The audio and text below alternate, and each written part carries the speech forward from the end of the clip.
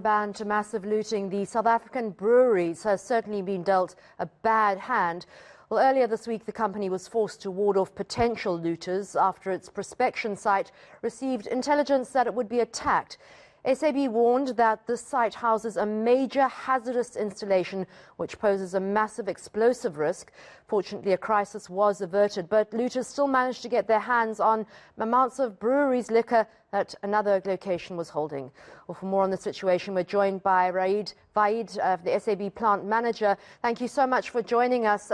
Certainly unprecedented times for you, especially at SAB, with so much to deal with. Just how much damage has been caused by looters?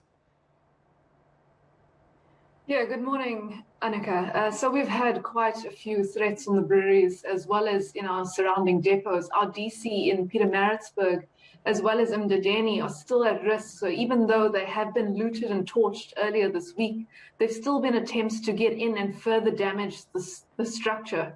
We haven't been able to quantify the damage as yet at these DCs. But what we are doing at Prospectin is an extremely critical and specialized asset that employs over 1,000 people. So their livelihoods are currently at risk. And one of the things we've really got to look at in this country is unemployment. And levers such as the prohibition and bans have further perpetuated the loss of jobs. And hence we've been calling throughout the pandemic not to have such stringent measures in place. The tragedy in all of this really is the job losses and loss of small businesses, especially small black business owners who have worked so hard to build up what they have through generations. The key site for you is the prospection site. What kind of chemicals are secured there? So as you mentioned, we're a major hazardous installation. It means we store lots of chemicals and we have different processes in place which we manage with huge safety concerns and safety restrictions in place.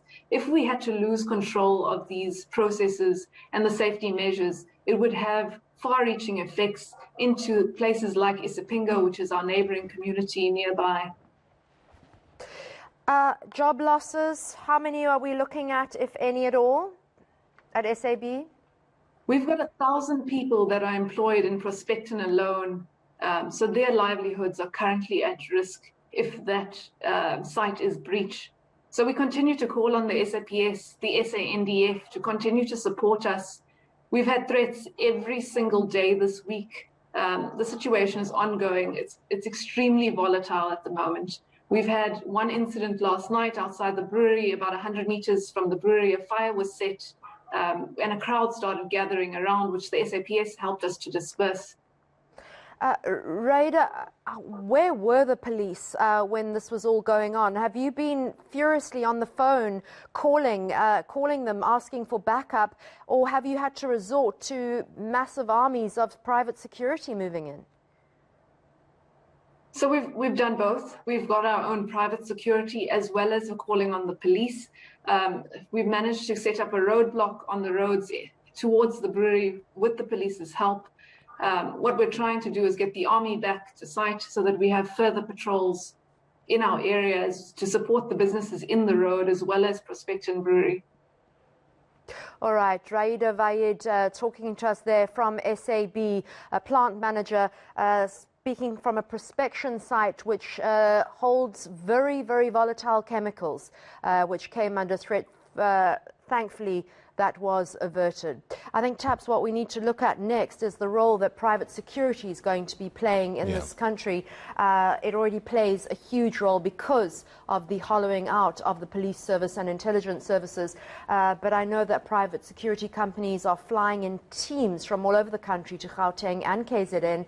And while they are desperately needed, I think there's a fine line between mercenary activity and private security that is legitimate. Yeah, and we had one of the private security company owners saying that, you know, they are there and they can help, but they don't have the might of the SAPS. They're pretty much private citizens. They have as much might as private citizens. So there's only so much they can do. And like you're saying, it's a fine line that they must tread.